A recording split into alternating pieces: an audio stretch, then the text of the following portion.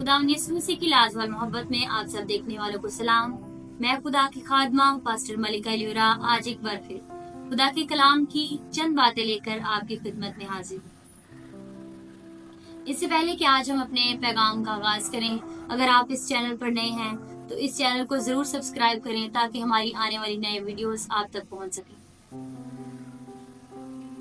पैगाम शुरू करने से पहले एक छोटी सी बात कि जब हम किसी दफ्तर में या किसी अदारे के साथ मिलकर काम करते हैं, किसी जगह पर हम जाते हैं, तो हम उस अदारे के या उस दफ्तर में जहाँ पर हम काम करते हैं उनके कुछ मेयार होते हैं, उनकी कुछ डिमांड्स होती हैं, कुछ तकाजे होते हैं जिनको हमें पूरा करना है और उनको मद्देनजर रखते हुए हम काम करते हैं। अगर हम कोई स्टेप उठाते हैं तो फिर हमें वो जो हमसे डिमांड की जाती है हमें उनको पूरा करना होता है। इसी तरह आज हम बाइबल मुकद्दस में से सीखेंगे कि कैसे एक मसीही खिदमत के लिए जो दरकार तकाजे हैं उनको कैसे हम उनके लिए काम कर सकते हैं या वो क्या तकाजे हैं जो एक मसीही खिदमत के लिए दरकार है। तो आज मेरे साथ मिलकर हम बाइबल मुकद्दस में से देखेंगे पौलुस रसूल का खत तीमुथियुस के नाम दूसरा खत, उसका दूसरा भाग और उसकी पहली आयत से हम पढ़ेंगे। लिखा है, बस ऐ मेरे फर्जंद, तो उस फजल से जो मसीह यीशु में है मजबूत बन, और जो बातें तूने बहुत से गवाहों के सामने मुझसे सुनी है उनको ऐसे दयानतदार आदमियों के सपुर्द कर जो औरों को भी सिखाने के काबिल हो। हम इसी तरह मजीद इन आयात को 7वीं आयत तक पढ़ेंगे और हम देखेंगे कि क्या क्या इसमें हमें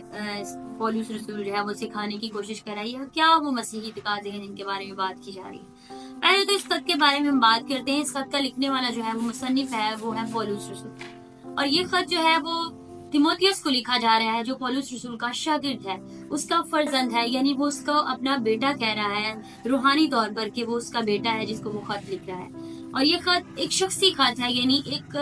खास शख्स को लिखा जा रहा है, यानी तीमुथियुस। उसके बाद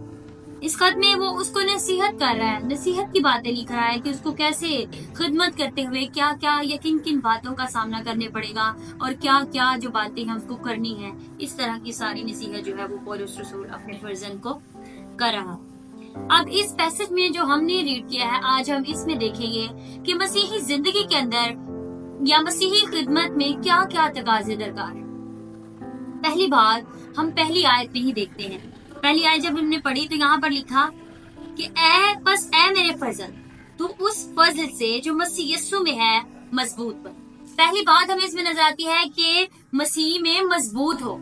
पौलुस रसूल अपने फर्जंद को कह रहा है कि मसीह में क्या हो, मजबूत हो, यानी उसमें कायम हो, उसमें पैवस्त हो। क्योंकि जब हम पहले खत को पढ़ते हैं तो पहले खत के चौथे बाब की पहली आयत में ही पौलुस रसूल जो है वो आगाही दे रहा है झूठे उस्तादों की जो गुमराही की तरफ लेकर जा रहे थे, मसीह की तालीम से, मसीह की खुशखबरी की तालीम से जो है वो लोगों को हटा रहे थे और वो गलत तालीम दे रहे थे।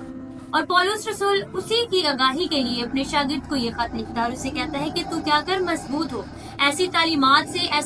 ऐसे लोगों से, उनकी बातों से तू खुद को क्या कर, मजबूत रख, और वो तालीम जो तुझे हमसे मिली है, जो हमने मसीह से पाई और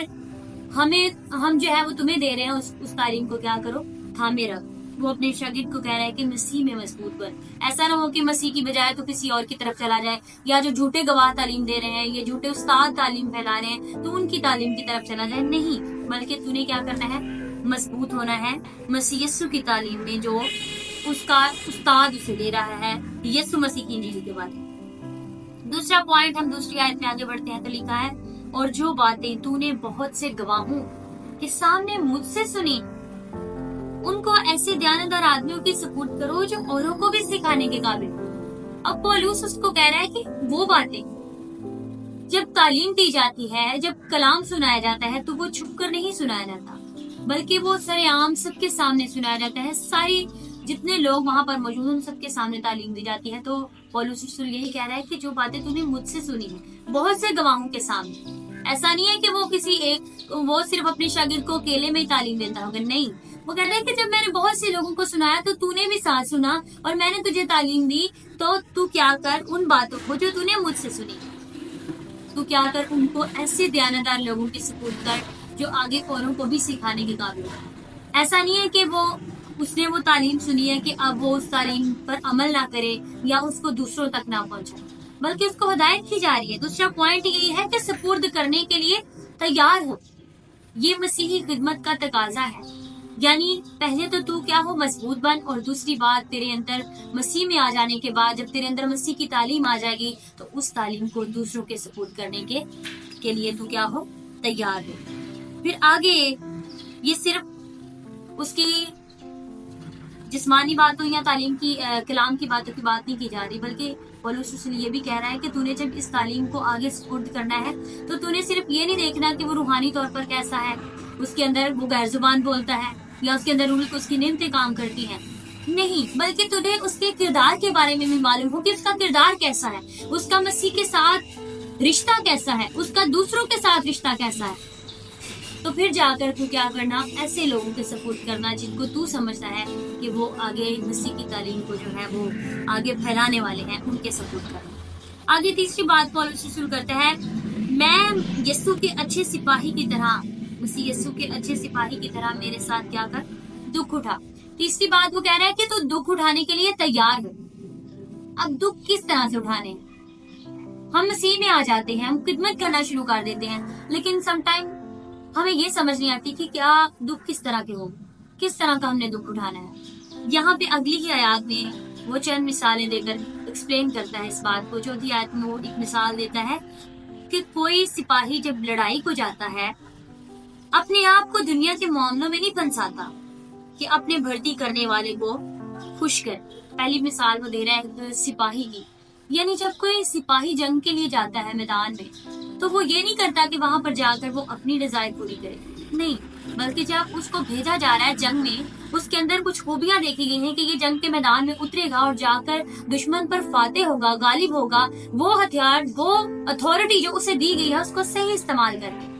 تو جب پولس رسول کہہ رہا ہے کہ ایک اچھے سپاہی کو بھیجا جاتا ہے تو وہ وہاں پر جا کر دنیا کی باتوں میں یا وہاں پر جا کر اپنی مرضی کو پورا نہیں کرتا کہ میں اب یہ کر لوں وہ کر لوں، نہیں، بلکہ وہ کیا کرتا ہے، وہ اچھے سپاہی کی طرح اپنے بھیجنے والے کی مرضی کو پورا کرتا ہے اور جا کر دشمن پر غالب ہوتا ہے، فاتح ہوتا ہے۔ اسی طرح ایک مسیحی خدمت کرنے والے ایماندار کا بھی حال ہے کہ جب وہ دنیا میں بھیجا گیا ہے تو اسے اچھے سپاہی کی طرح کیا کرنا ہے،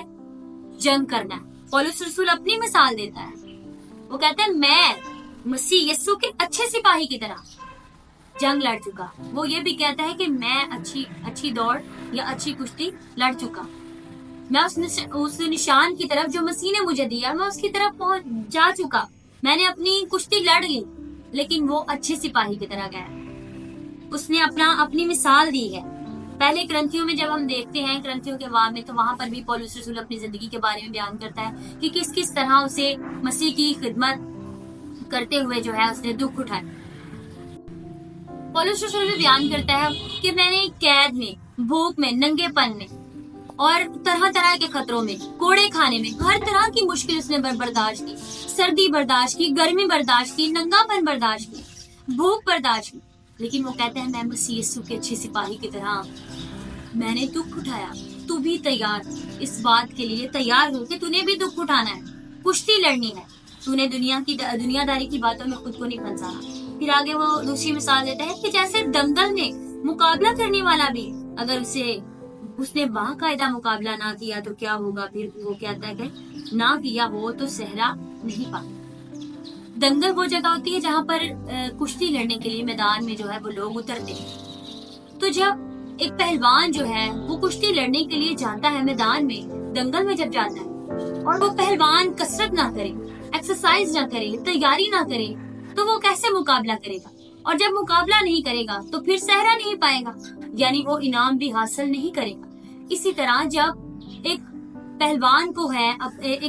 جو ہے وہ کشتی لڑنے جا رہا ہے، اس نے انعام حاصل کرنا ہے، اس نے فتح حاصل کرنی ہے، تو وہ اپنی تمام ان جسمانی خواہشات کو پرے کر دے، ان تمام چیزوں کو جو اسے پسند ہیں ان کو چھوڑ کر، بلکہ ان چیزوں کو مد نظر رکھتے ہوئے جو اس کو کام سونپا گیا ہے اس پر فتح حاصل کرنے کے لیے وہ کام کرے، یعنی وہ فیٹ نہیں کھائے گا، وہ کسرت کرے گا، وہ آرام نہیں کرے گا، وہ تیاری کرے گا مقابلہ کرنے کی۔ اسی طرح پولس رسول کہتا ہے کہ تم نے بھی کیا کرنا ہے، تیاری کرنی ہے، कसरत करनी है मुकाबला करने के लिए, ताकि तुम क्या कर सको, सहरा पा सको। फिर क्या कहता है, तीसरी एक छोटी सी मिसाल वो देता है, 6ठी आयत के अंदर लिखा है कि जो किसान मेहनत करता है पैदावार का हिस्सा पहले उसी को मिलना चाहिए।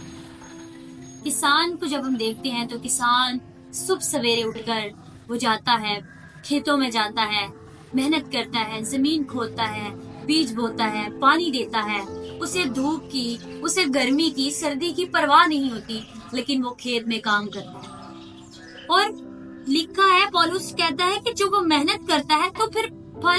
फल भी पाता है, उसे फल भी मिलेगा। जब किसान मेहनत करता है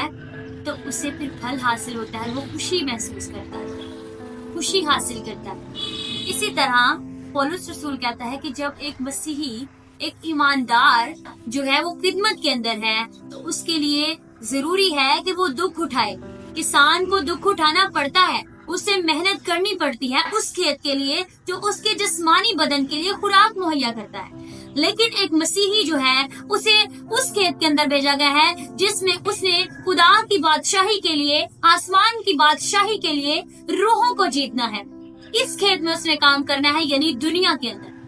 दुनिया के खेत में काम करने के लिए मसीहियों को खुदा ने भेजा है, ताकि वो मसीह की मर्जी के मुताबिक उसके खेत में काम कर सके, मेहनत कर सके। फिर खुदा बाप आसमान की बादशाही में कहेगा, ऐ मेरे अच्छे और ध्यानदार नौकर, शाबाश, तूने बहुत काम किया, इसलिए तू बहुत से का वारिस हो। इसीलिए पौलुस रसूल कहता है कि मेरी तरह मसीह यीशु का अच्छा सिपाही बनकर दुख उठा। तो दुख उठाने के लिए भी पौलुस रसूल कह रहा है कि तैयार होना है, और तैयार हमने इस तरह से होना। फिर चौथी बात पौलुस रसूल इसमें कहता है, लिखा है, जो मैं कहता हूँ उस पर गौर कर, क्योंकि खुदावन तुझे सब बातों की समझ देगा। फिर वो कहता है कि तुझे गौर करने वाला, यानी जो बातें, जो तालीम तुझे दी गई है उन पर गौर करके तरबियत पजीर होना है, तुझे इस बात के लिए तैयार होना है। ऐसा नहीं है कि इस कान से सुना और इस कान से निकाल दिया, नो, बल्कि वो बातें जो तूने सीखी हैं, जो तूने सुनी हैं, उन पर गौर कर, तो खुदा तुझे उनको करने की समझ भी देगा, खुदा तुझे समझ देगा। हम अपनी अकल, अपनी ताकत से कुछ नहीं कर सकते, लेकिन खुदा का रूह जो हमें बसा है उसमें हम सब कुछ कर सकते हैं। वो हमें कुव्वत बख्शता है, वो हमारी रहनुमाई करता है, वो हमें समझ देता है, वो हमें खुदा के भेद की बातें बताता है। इसी तरह पौलुस कहता है कि तू क्या कर, गौर कर, तो फिर खुदा तुझे क्या देगा, समझ देगा। इसलिए हमें तैयार होने की और हमें मजबूत होने की, इन तमाम बातों को जो पौलुस कह रहा है वो सबसे पहले तो तीमुथियुस के लिए है, उसके बाद आज ये बातें हमारे लिए, हम जो मसीह यीशु की खिदमत करते हैं, हम जो ईमानदार हैं और खिदमत में हैं, हमारे लिए ये तकाजे पूरा करना लाजमी है। पहली बात तो हमें मसीह यीशु में मजबूत हो रहा है, दूसरा उसमें मजबूत होने के बाद उसकी तालीम जो हमने हासिल की है उसको दूसरों तक, ईमानदारों तक, जो मसीह की तालीम को आगे डिलीवर कर सके, उन तक पहुंचाना, उनके लिए, उन तक पहुंचाने के लिए तैयार होना है। उसके बाद हमें मसीह यीशु में दुख उठाना है, अच्छे सिपाही की तरह, और उसके बाद हमने इन तमाम बातों पर गौर करना है ताकि खुदा हमें तमाम बातों की समझ अदा करे और हम इसी तरह मिलकर खुदा की बादशाही के लिए काम कर सकें और उसके काम के लिए जो तकाजे हैं उनको हम पूरा कर सकें। खुदावन आज के कलाम के वसीले से आपको बरकत दे। शुक्रिया।